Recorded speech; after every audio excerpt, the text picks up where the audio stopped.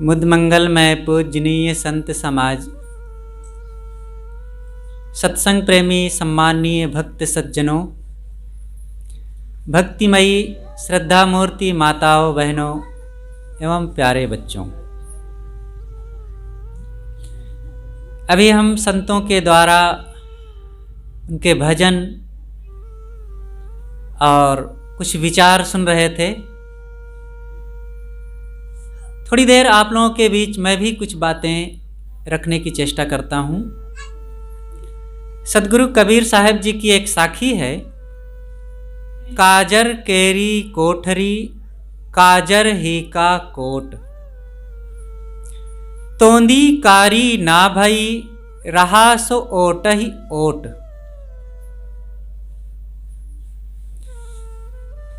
साहब कहते हैं एक कज्जल से, कज्जल का मतलब मलिनता, मलिनता से भरी हुई एक कोठरी है और उस कज्जल गंदगी से ही, मलिनता से ही भरा हुआ एक किला है। किंतु उसमें एक व्यक्ति था जो इतना सावधान था, इतनी सजगता से रह रहा था कि कज्जल की कोठरी और किला में रहते हुए भी उसकी तोंदी भी कारी ना हुई। तोंदी का मतलब दो अर्थ होता है।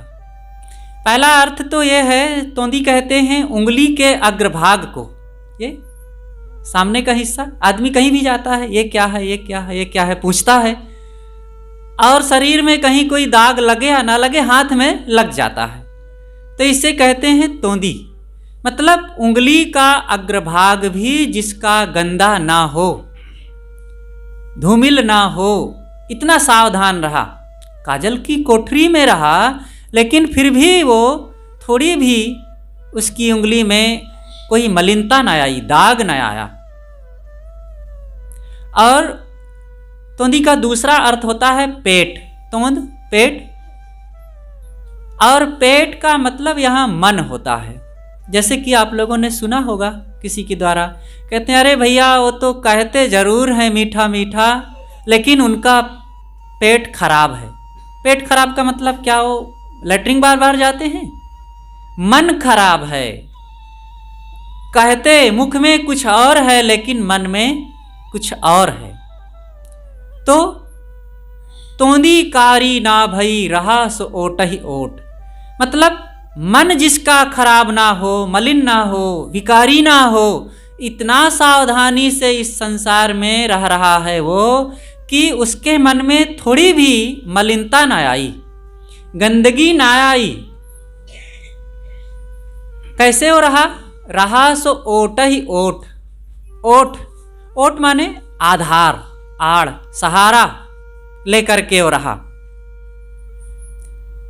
संतों का, गुरुजनों का, सत्संग का, सद्ग्रंथों का और संयम साधना का, इस प्रकार से अनेक आधार लेकर के रहा, और वो आधार के कारण उसका जीवन बेदाग बना रहा, सुरक्षित बना रहा।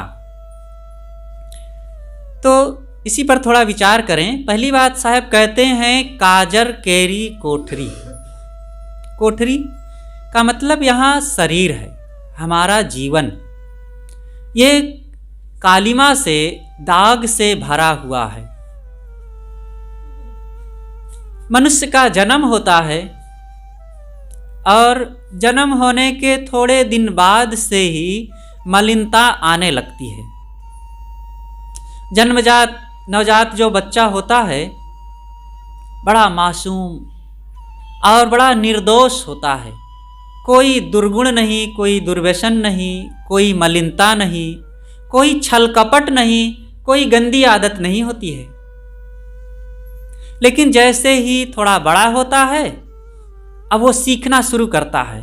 उसके अंदर अनेक प्रकार की मलिनताएं, मोह, आसक्ति, अहंकार, दुर्व्यसन, दुष्कर्म, काइयापन, छल कपट आने लगता है। झूठ बोलने की आदत, कटु बोलने, गाली देने की आदत आने लगती है। और ये कहां से आती है? आसपास से। अरे सबके अंदर भरा ही है। जन्मों जन्मों से हम क्या पाए यहाँ पर? जो बाहर की चीजें पाए, चीजें तो छूटती रही, लेकिन चीजों को पाने के बाद उनके संस्कार हम पाए। उन चीजों से, इस संसार से हमने जो कुछ पाया, उसके लिए विकृत भावनाएं, गंदे संस्कार, और वो सब हमारे साथ इकट्ठा होते गए। चीजें छुटती गई, लेकिन उसके संस्कार हमारे अंतःकरण में रुकते गए। अब वो संस्कार समय समय से जागृत हो करके हमें परेशान करते हैं। जैसे एक व्यक्ति बीड़ी पीता है, बीड़ी को जला करके मुख में लगाया, बीड़ी तो घटती गई और 5 मिनट के अंदर घट गई, लेकिन वो घटती हुई बीड़ी हमारे अंदर बहुत बड़ा संस्कार छोड़ करके गई, और फिर अगली बीड़ी का आमंत्रण वो छोड़ करके गई। ऐसे ही हर कोई आदत होती है। ये हमारे अंदर से ही तैयार होता है। हम जो कुछ करते हैं वो ऐसा नहीं है कि करने के बाद तत्काल उसका परिणाम समाप्त हो जाता है। घटना समाप्त हो सकती है, लेकिन उसके बाद जो हमारे को मिलता है वो सुख दुख, अच्छाई बुराई, पाप या पुण्य के संस्कार, वे बड़े सघन हो जाते हैं, और वो हमको किसी ना किसी ढंग से फिर वो बेचैन करते हैं। इसलिए हमें अपने संस्कारों को ठीक करना चाहिए, कर्मों को ठीक करना चाहिए। हम जहां रहते हैं, आदमी देखो कैसे कैसे असावधानी से समय बिताता है। ये होश ही नहीं होता है कि ये मानव जीवन हमें जो मिला हुआ है, इसे संभल संभल करके सदुपयोग करते हुए अच्छे ढंग से जीना चाहिए। बड़ी लापरवाही में, गफलत में और भूलवश, भ्रम अज्ञानवश हम अपने समय को बिताते रहते हैं। जीवन के क्षण जो हैं बड़े अनमोल हैं। हर इंसान को सुबह उठ करके एक संकल्प करना चाहिए, दिन भर के लिए विचार तैयार करना चाहिए मन में एक प्रकार से कि हमें क्या करना है आज। हम कटु नहीं बोलेंगे किसी से, सबसे प्रेम करेंगे, कोई बुराई आज हम मन में आने नहीं देंगे। सदैव श्रद्धावान, भक्तिवान और अच्छे संस्कारों में, अच्छी भावनाओं में हम दिन बिताएंगे। इस प्रकार से शुभ संकल्प कीजिए। इसे ही कहते हैं शिव संकल्प। शिव संकल्प का मतलब है कि जो कल्याणदायी विचार हों। शिव माने कल्याण। उपनिषद में इसके लिए एक बड़ा अच्छा मंत्र है। हमारे गुरुदेव जी इसको खूब कहा करते थे। प्रपंचोपशमं शांतम शिवम अद्वैतम चतुर्थम मन्यन्ते सात्मा साविज्ञा। जब प्रपंचों का उपशमन हो गया, मन से विकारी भावनाएं शांत हो गई, तब शांति की प्राप्ति होती है। तब अद्वैत स्थिति पैदा होती है। अद्वैत, हम द्वैत में सब समय भटकते रहते हैं। द्वैत का मतलब अपने से अलग। ये मेरा धन, मेरा घर, मेरे परिवार, मेरे बाल बच्चे, मेरा रूप सौंदर्य, मेरी गाड़ी, मेरा मोटर, और ये मेरा मेरा मेरा करते करते मेरा में पूरा समय निकल जाता है और मैं को भूल जाते हैं, द्वैत में चले जाते हैं। तो अद्वैत की तरफ लौटें, जहां पर कोई दूसरा नहीं होता। वो साधना की स्थिति है। जब साधना में बैठेंगे, ध्यान में बैठेंगे, मन शांत हो जाएगा। मन से ही तो संसार की याद आती है, संसार से हम जुड़ते हैं। पास में ही शत्रु बैठा हो, लेकिन हम उस शत्रु की याद अगर नहीं कर रहे हैं तो उससे कोई भय नहीं है। पास में ही सर्प हो, शेर बाघ भालू बैठे हों और चोर हमारे पिछवाड़े ही तैयारी कर रहा हो, लेकिन हमें याद नहीं, हमें पता नहीं, हम निश्चिंत हैं, कोई भय उससे नहीं हो रहा है। तो याद करके, जान जान करके हम संसार से जुड़ते हैं। तो हम अपने जानने को सही करें। और कभी कभी ऐसा समय होना चाहिए कि कुछ ना जानने की स्थिति आ जाए। एक व्यक्ति था, वो बहुत अच्छा अपना मकान बनवाया। तो उसके एक मित्र आए, तो मित्र को अपना मकान वे दिखा रहे थे। मित्र ने कहा कि हम जरा आपके इस नवनिर्मित भवन को देखना चाहते हैं। उन्होंने कहा ठीक है चलें। तो दिखाने लगे, ये बेडरूम है, ये ड्राइंग रूम है, ये किचन रूम है, बाथरूम है, और जगह जगह सभी जगहों को दिखाया। यहाँ मैं मिलता जुलता हूँ, यहाँ खाता हूँ, यहाँ बैठता हूँ, यहाँ पढ़ता लिखता हूँ, और यहाँ पर और घर के सदस्य रहते हैं। जाते जाते अंदर एक कमरा और मिला, वहाँ गए और थोड़ा सा रुके और फिर वापस आ गए। फिर और घुमा करके एक जगह आकर के बैठे। तो जो आगंतुक मित्र थे, उन्होंने गृहस्वामी मित्र से पूछा कि मित्र जी, आपने अपना मकान दिखाते समय सब कुछ बताया कि यहाँ ये करता हूँ, ये करता हूँ, ये करता हूँ। एक कमरे में वहाँ गए तो आप गए और फिर वापस आ गए, उसमें नहीं बताए उसके बारे में कि वहाँ क्या करते हैं। तब उन्होंने कहा कि वहाँ मैं कुछ नहीं करता हूँ। क्या मतलब? कहें वहाँ मैं जाता हूँ और रहता हूँ, कुछ नहीं करता हूँ। कहें इसका मतलब क्या हुआ? कहें वहाँ मैं बैठ करके ध्यान करता हूँ, और ध्यान करने का मतलब है कुछ ना करना। आदमी सब समय कुछ करता रहता है। कोई खाली बैठा है हाथ पैर समेटे हुए, तो इसका मतलब ये नहीं है कि वो कुछ नहीं कर रहा है।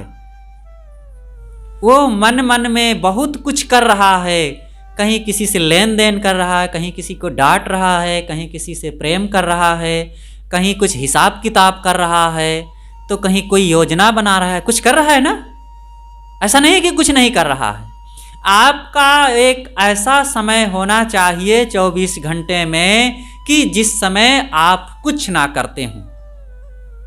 और ये कम से कम 10 मिनट, 20 मिनट, आधा घंटा, 1 घंटे का समय तो होना ही चाहिए। जितना बन सके, जितना आप कर सकें अपनी यथाशक्ति, कि वहाँ जाएं, बैठें और कुछ ना करें।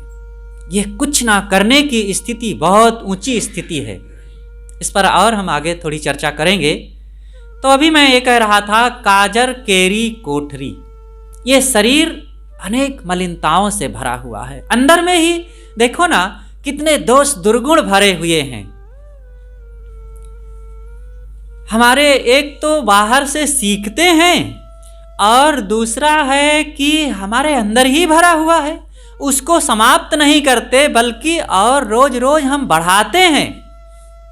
अपनी मलिनताओं को और वृद्धि करते रहते हैं, बढ़ाते रहते हैं। सोचें कि घर में पानी आ गया हो, उस पानी को निकालना चाहिए घर से, कि और नाली खोल देना चाहिए, घर में भर जाए चारों तरफ से।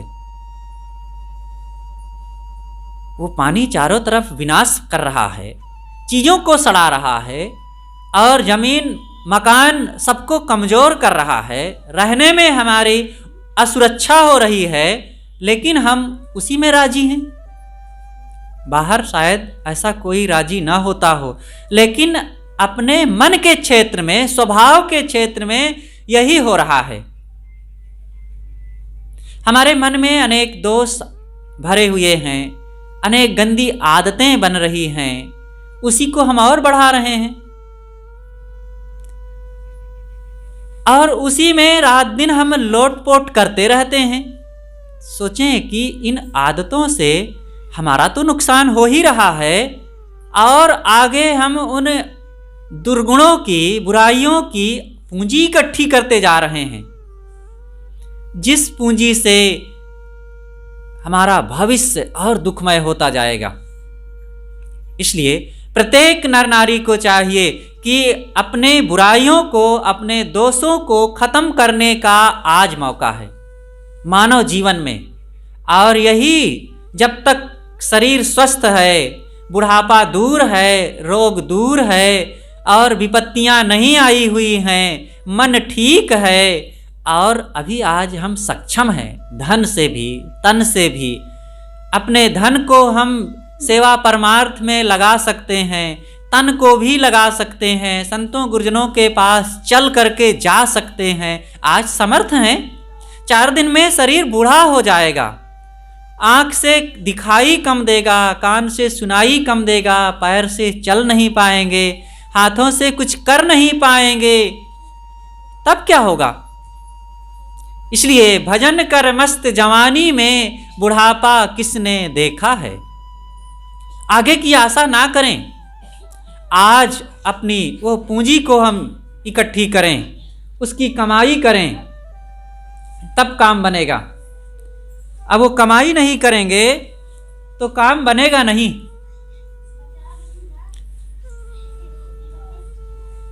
साहब कहते हैं कि अपने अंदर के दोषों को मिटाओ। क्रोध आकर के कब हमारे हृदय आंगन का दीपक बुझा जाता है? क्रोध आने पर चारों तरफ अंधकार, कुछ सूझता नहीं है व्यक्ति को। सूझने का मतलब ऐसा नहीं है कि उसको दरवाजा नहीं दिखता, कपड़ा नहीं दिखता है और अपना घर नहीं दिखता है। ये बाहर की चीजें तो दिखती हैं, लेकिन यह सच है क्या करना चाहिए, क्या नहीं करना चाहिए, यह नहीं दिखता। वो कुछ का कुछ बोल जाता है। भाई के साथ, पिता के साथ, पत्नी के साथ, माता पिता के साथ कैसा व्यवहार करना चाहिए वो नहीं समझ पाता है। कुछ का कुछ कर जाता है, उल्टा पलटा बोल जाता है। इसलिए हमें अपने जीवन में अपने स्वभाव को, अपने दोषों को, अपने अवगुणों को हम देखें, हमें क्या करना चाहिए। सद्गुरु कहते हैं काजर केरी कोठरी, काजर ही का कोट। दूसरी बात है कि कालिमा से भरा हुआ, दोष दुर्गुणों से भरा हुआ एक किला है। वो किला क्या है? संसार। काजर ही का कोट, कोट माने ये संसार, सारा संसार एक किला की तरह है। इस संसार में अनेक प्रकार के दाग लगने की संभावना बनी रहती है। दाग लगाने वाले साधन सभी ओर बिखरे हैं, किंतु सच्चे गुरु के अनुयायी ही केवल निखरे हैं। तो इतना सुंदर जो मौका मिला हुआ है, काजर केरी कोठरी, काजर ही का कोट। बाहर जो अनेक प्रकार के बुराइयां सामने आने की संभावना है, भटकने के जो चांस है, बाहर कहाँ कहाँ हम भटक सकते हैं, इन चीज़ों को भी हम देखें। हमारे जीवन में बाहर से भी कुसंग है, चारों तरफ कुसंग फैला हुआ है। मनुष्य छोटा होता है तभी से उसको भटकाने वाले लोग मिल जाते हैं। गाली देने की आदत कहाँ से आ जाती है? छल कपट करने की आदत कहाँ से आ जाती है? ये हम बाहर समाज से ही कहाँ कहाँ से, कैसे कैसे ये कुभावनाएं हम ये पालने लगते हैं और इन चीज़ों को अपना करके हम विपथ में चले जाते हैं। इसलिए साहब कहते हैं कि काजर ही का कोट, तोंदी कारी ना भई, रहा सो ओट ही ओट। ये काजल का किला है, संसार, सारा संसार कालिमा से भरा हुआ है। जिधर हम जाते हैं देखते हैं कि जो कोई आवाज़ आ रही है, लोग गाली देते हुए, मारकूट करते हुए और छल कपट करते हुए लोग चारों तरफ दिखते हैं। अनेक बुराइयों से का वातावरण सजा हुआ है। तो इस ढंग से अनेक अवगुण आने की संभावना बनी रहती है। साधक को चाहिए कि अपने जीवन में कैसे दोष होते हैं, कैसी बुराइयां होती हैं और मनुष्य को क्या कर्तव्य है। इतना बढ़िया जो अवसर मिला हुआ है, इस अवसर का, समय का सदुपयोग कैसे किया जाए। तो इस भ्रम भूल से भरा हुआ जो संसार है, इस संसार में हम सजग होकर के कैसे रहें, इन चीज़ों में हमें सावधानी बरतना चाहिए। जिन जिन लोगों के बीच में हम रह रहे हैं, इन लोगों के साथ जब तक हम सावधानी से नहीं जिएंगे और संयम सदाचार की कमाई नहीं करेंगे और बुराइयों को त्यागेंगे नहीं, सद्गुणों को अपनाएंगे नहीं, तब तक हमारा जो समय है ये सब यूं ही बीत जाएगा। हम इस समय को अच्छे ढंग से बिताना नहीं जानते हैं। सद्गुरु कहते हैं, तोंदी कारी ना भई रहा सो ओट ही ओट।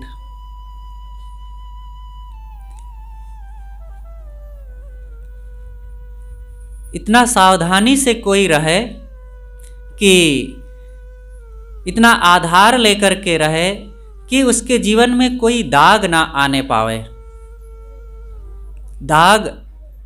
दाग लगाने के लिए साधन चारों तरफ फैले हुए हैं। अगर हम सत्संग का सहारा नहीं लेंगे तो बाहर कुसंग तो है ही है। ये भीतर कुसंग और बाहर प्राणी पदार्थों का कुसंग है। बाजार वैसा गर्म है चारों तरफ, खान पान का, रहन सहन का, और जिधर देखते हैं कहीं भी गीत बज रहा है तो क्या बज रहे हैं?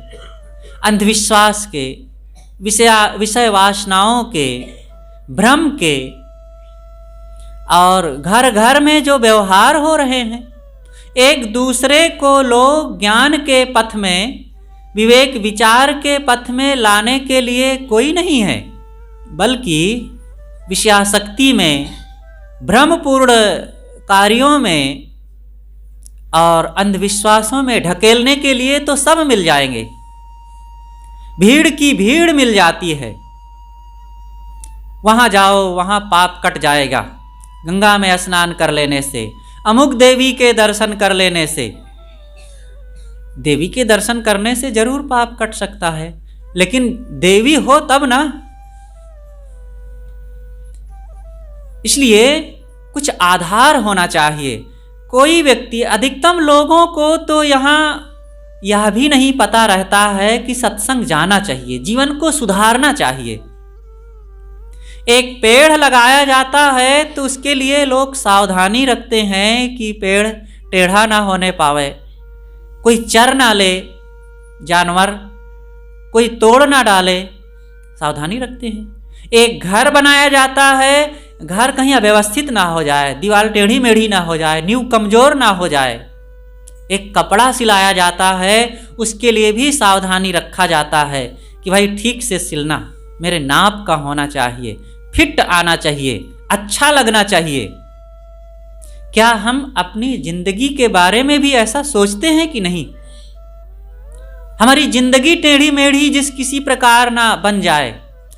नन्हे पेड़ को सीधा करना सरल होता है। नींव अभी डाले हैं, शुरुआत हुई है और बिगड़ गया है, दीवार बिगड़ रही है, तो उसको ठीक करना अभी सरल है। मकान बन जाने के बाद बहुत कठिन होता है। तो हमें अपनी जिंदगी के लिए भी जवाबदारी रखना चाहिए। हम बाहर सब तरफ जीत जाते हैं प्राणी पदार्थों में, लेकिन धोखा अपने आप से ही खाते हैं। अपने ही स्वभाव में हम जूझते रहते हैं। क्यों? क्योंकि जीना नहीं आया, कुछ हमने आधार नहीं लिया सही रास्ते पर चलने का।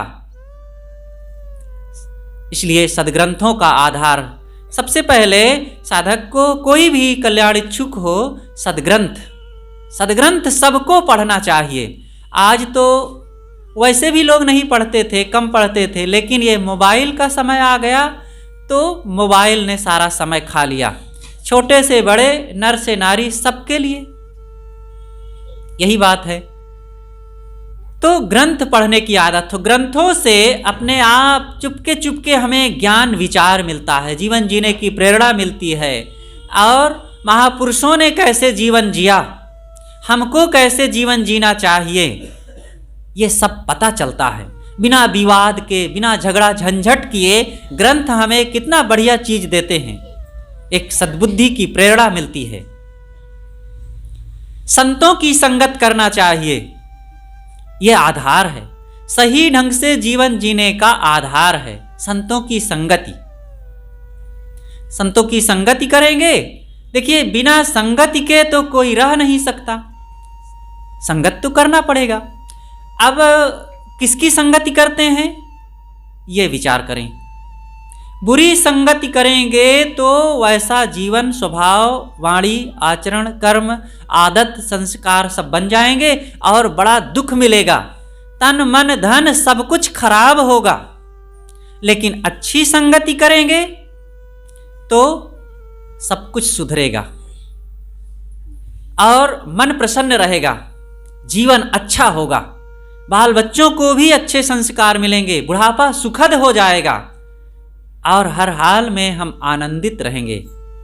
इसलिए अच्छी संगति, और उन संगतियों में संतों की संगति बहुत ही महत्वपूर्ण है। वे साधक हैं। संत का मतलब गंजेड़ी भंगेड़ी संतों की बात नहीं है। अच्छे संत होना चाहिए जो रहनीवान, बोधवान, वैराग्यवान हो, त्याग संपन्न हो। उनके पास आप जब बैठेंगे वे कुछ नहीं बोलेंगे तब भी आपको प्रेरणा मिलेगी।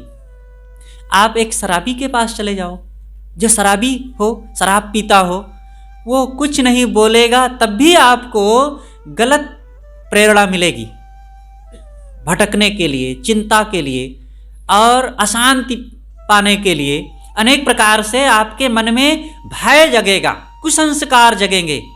एक व्यभिचारी के पास बैठ जाओ और एक जुआरी के पास बैठ जाओ, वहां आप कुछ ना करो लेकिन फिर भी आपको कुछ मिलेगा,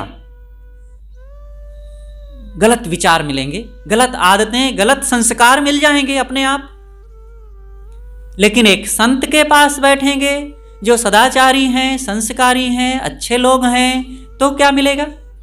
वे अगर कुछ भी ना बोलें तो भी आपको बड़ी शांति मिलेगी।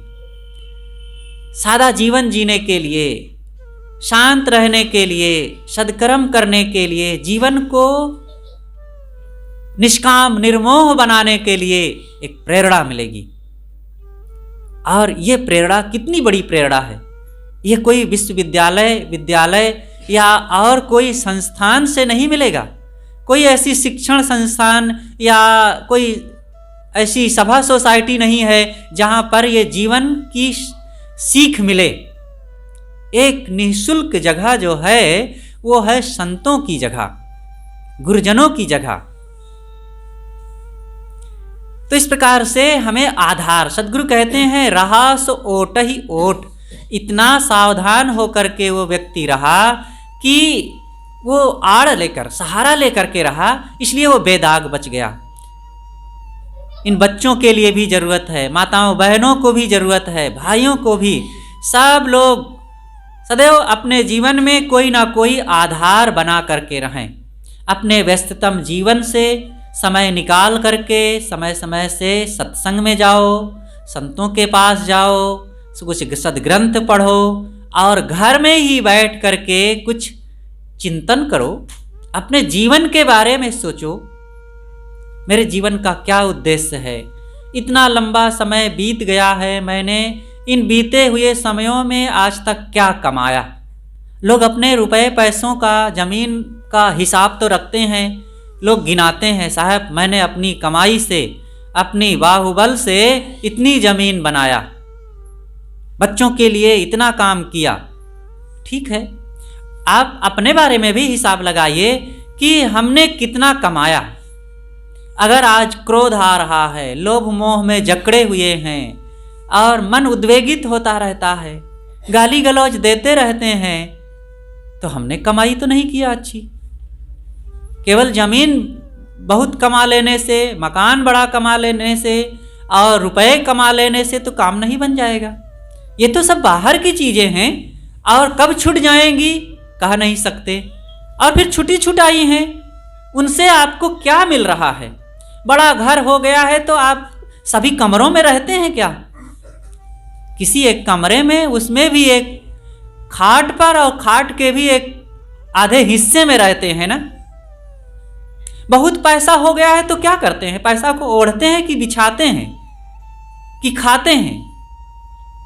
अरे पैसा है, पैसा से आप काम करते हैं, लेन देन करते हैं और गाड़ी मोटर कपड़ा लत्ता अनाज चावल आदि खरीदते हैं, उपयोग होता है बस।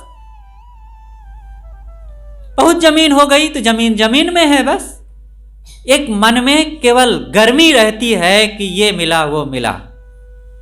लेकिन जब अच्छी संस्कारों के और संयम सदाचार की कमाई होगी तब ये सब समय हमें प्रफुल्लित बना करके रखेगा।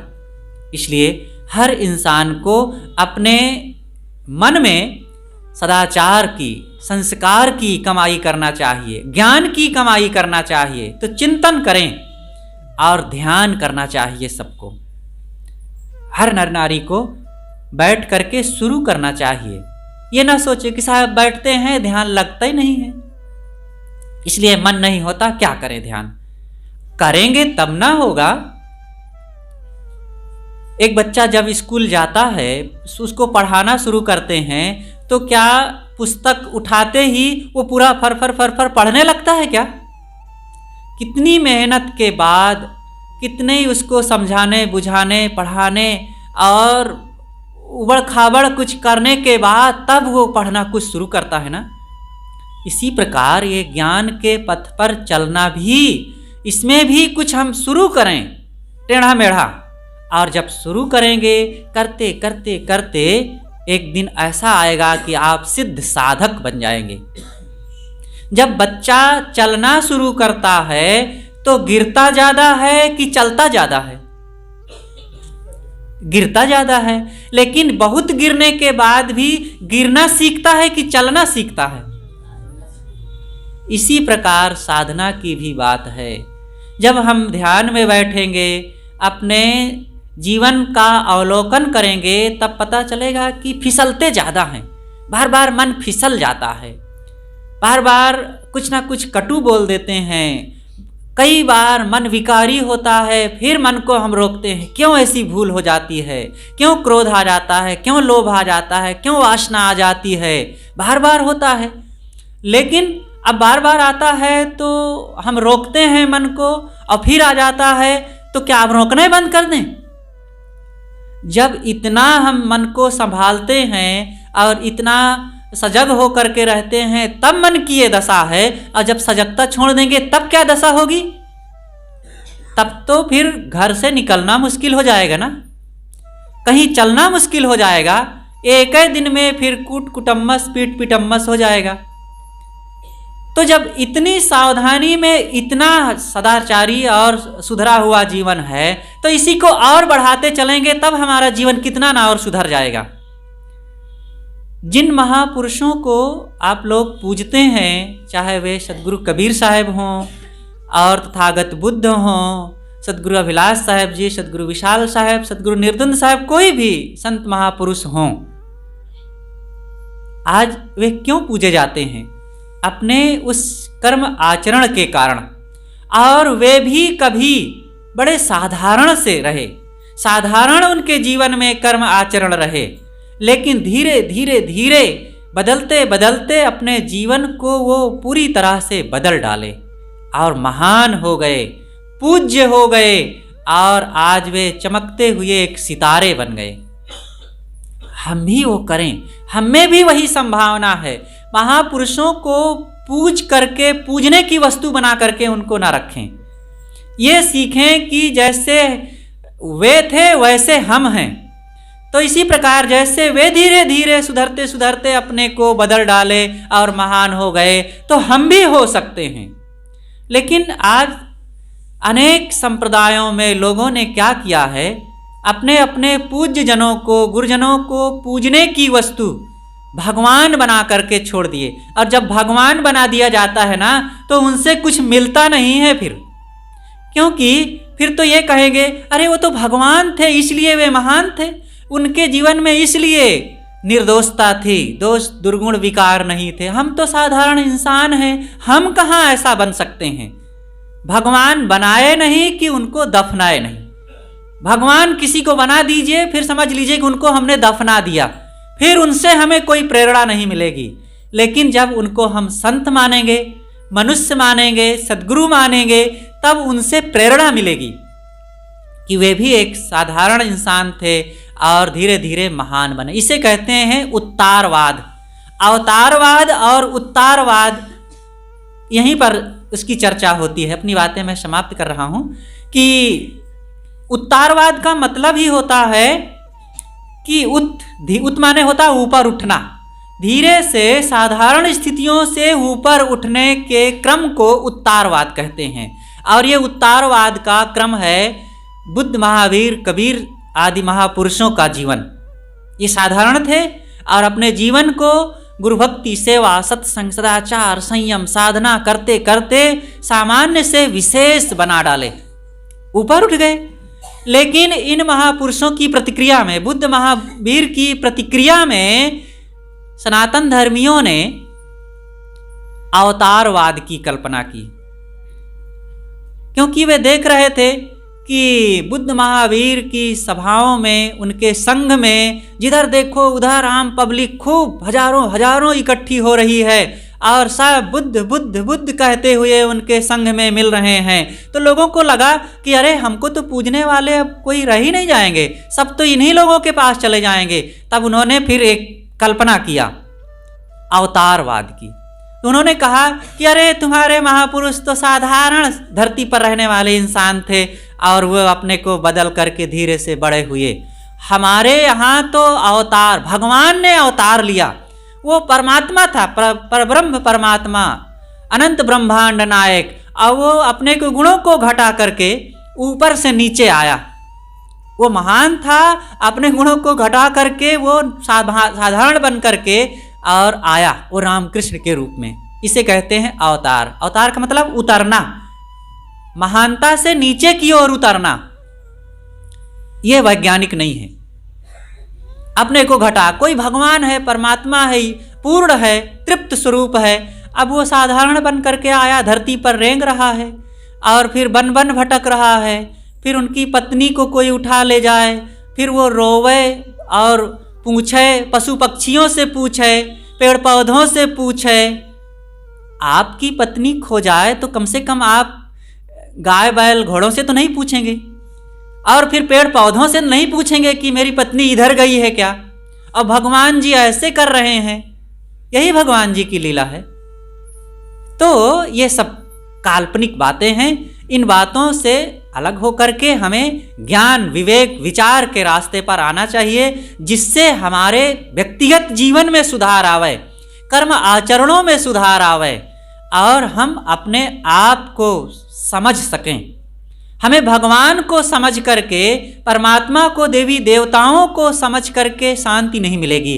अपने को, अपने कर्म आचरणों को, अपने स्वभाव को, अपनी चाल चलन को समझ करके हमें शांति मिलेगी। तो हम ये शांति वाला काम करें, इससे हमारा फायदा होगा। पूज पूज करके बाहर नहीं, जो पूजने की चीज है, जगह है, वहां पूजें। और इन मनुष्यों को, नर नार, जो सच्चे उपकारी लोग हैं, हितैषी लोग हैं, या जो ज्ञानवान बोधवान हैं, संयम सदाचार से संयुक्त हैं, ऐसे लोगों की सानिध्यता, इनकी पूजा और इनका सत्कार जब हम करेंगे तब हमारा जीवन ऊपर उठेगा। तो मैंने सदगुरु कबीर साहब की एक साखी के आधार पर कुछ चर्चाएं किया कि काजर केरी कोठरी, काजर ही का कोट, तोंदी कारी ना भई, रहा सो ओट ही ओट।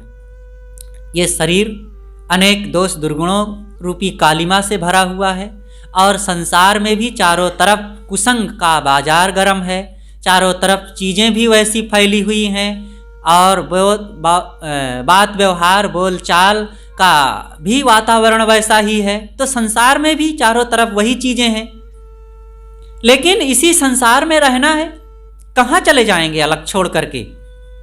लेकिन इतनी सजगता से सत्संग का, गुरु संतों का, सदग्रंथों का, सद सिद्धांत का आधार जो लेकर के इसी में रहेगा तो उसकी नाव का पार हो जाएगी। और जो ये आधार को छोड़ देगा और वो अपने मन में अहंकार लाएगा कि नहीं मुझे किसी की जरूरत नहीं है, जो हूँ मैं पर्याप्त हूँ, वो भटक जाएगा, चाहे वो भगत हो चाहे साधु हो। इसलिए हम सब लोग विनम्र हो करके, सरल बन करके सत्संग का, गुरु संतों का, संयम सदाचार का, त्याग का, शांति का आधार लेकर के आत्म कल्याण का काम करें। यही जीवन को ऊपर उठाने का क्रम है और इसी से हमें शांति मिलेगी और जीवन हमारा पूर्ण कृत हो सकेगा। अपनी बातें मैं यहीं पर समाप्त करता हूँ।